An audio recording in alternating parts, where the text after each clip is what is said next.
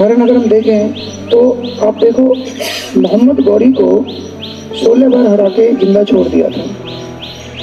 तो उस टाइम के कुछ उसूल रहे होंगे। हम लोग, पूरा देश जो था वो उदार है। देश उदार हो सकता है, समाज उदार हो सकता है, लेकिन बेटा एक शब्द है जिसे राज्य कहते हैं। राज्य, जिसकी परिभाषा हमारे संविधान में आर्टिकल 12 में दी गई है कि राज्य किसे माना जाए। मेरा मानना है, मेरा पर्सनल ओपिनियन है, राज्य को कभी उदार नहीं होना चाहिए। अगर राज्य उदार हुआ तो देश की सुरक्षा का, राष्ट्रहित का खतरा उत्पन्न हो जाता है। राज्य का पहला काम है देश की सीमाओं की सुरक्षा करना। अगर आप वहाँ उदारता दिखाओगे तो सामने वाला उदारता दिखाने के मूड में है नहीं। हमने उदारता दिखाई, राज्य ने थोड़ी उदारता दिखाई, 16 बार गौरी को छोड़ दिया, और जब एक बार गौरी जीता उसने एक बार भी उदारता नहीं दिखाई। उस टाइम पृथ्वीराज चौहान जी उनके सामने थे, और जैसे ही गौरी जीते, आप देख लो कि उन्होंने एक बार भी भारत को माफ नहीं किया। क्या हाल हुआ अपने आप देखो। सन थी 1192। कौन सा सन था? 1192।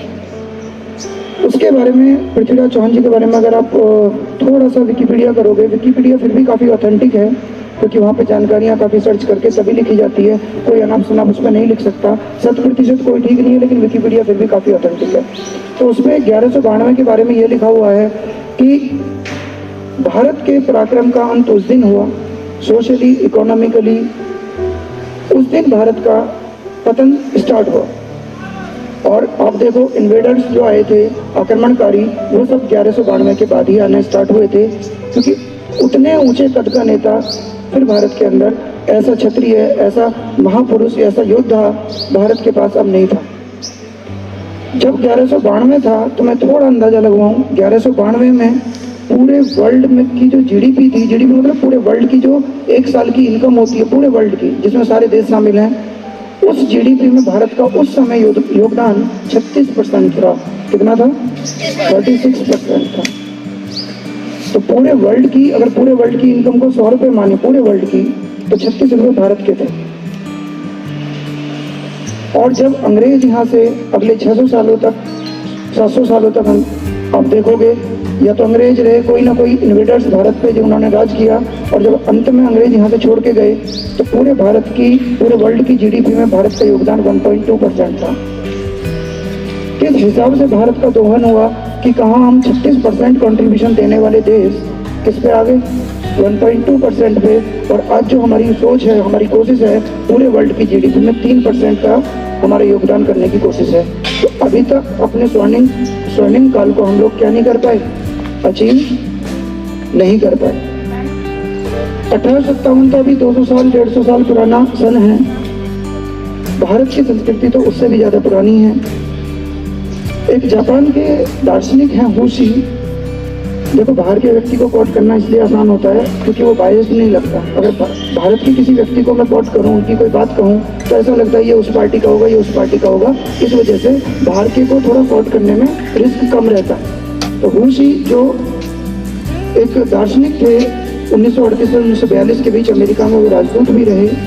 उन्होंने बड़ी सुंदर लाइन भारत के बारे में कही कि चीन पर, भारत के बराबर में क्या है? चाइना। कि चीन पर भारत ने लगभग 2000 सालों तक सांस्कृतिक रूप से राज किया। मतलब चाइना को भारत की जो संस्कृति थी वो इतनी पसंद थी कि सारे भारतीय कल्चर उन्होंने अडॉप्ट किए। और उससे भी खास बात उन्होंने बोली कि ऐसा भारत ने 2000 साल तक चीन को सांस्कृतिक रूप से गुलाम बनाया, क्योंकि चीज़ें अच्छी थी। इसके लिए भारत ने सीमा पार एक भी सैनिक नहीं भेजा। और ये चीज़ अपनी थोप नहीं हो तो सैनिक भेज के गुलाम बनाया जाता है। भारत ने कोई सैनिक भी उधर नहीं भेजा, और उन लोगों ने हमारी संस्कृति को भी अपना लिया। ऐसा महान देश है हमारा भारत। तो इसकी संस्कृति पे हमें हमेशा क्या करना चाहिए? गर्व करना चाहिए, हमें फक्र करना चाहिए। अब क्रांतिकारी क्यों नहीं पैदा होते? आप सोचो ना कि अब हमारे यहाँ क्रांतिकारी क्यों नहीं पैदा होते? क्योंकि अब बच्चों के थोड़े टारगेट, थोड़े मोटिव्स अलग हो गए हैं। जब हम ये सोचने लगे कि विद्यालय हित से बढ़कर हमारा हित नहीं है, देश हित से बढ़कर हमारा हित नहीं है, अगर इन दो हितों को हम अपने हितों से सर्वोपरि रखें, तो आप देखो क्रांतिकारी तो यहाँ भी पैदा होंगे। कोई आपके कॉलेज के बारे में बाहर कुछ कह रहा हो तो आपका हक बनता है कि उसे उसी टाइम करेक्ट करें कि नहीं, हमारा कॉलेज इस तरह का नहीं है, हमारा कॉलेज बहुत अच्छा है। ये हो गया हमारे स्कूल हित में बात। ऐसे ही देश हित में बात होती है। बात समझ में आ गई? अपने हित को क्या रखें, थोड़ा नीचा रखें, स्कूल हित और देश हित को सबसे ऊपर रखें। एक होती है सेल्फ एस्टीम। सेल्फ एस्टीम का मतलब क्या है कि मैं भारतीय हूँ, मैं भारतीय हूँ, मैंने कोई खोज की तो मैंने कोई खोज कर दी, तो इस बात पर बाकी भारतीयों को उतना गर्व नहीं होता। हम अपने अपने किसी साथी को आगे बढ़ते हुए को अगर अच्छे से प्रमोट करें तो ये भी एक सेल्फ एस्टीम की ही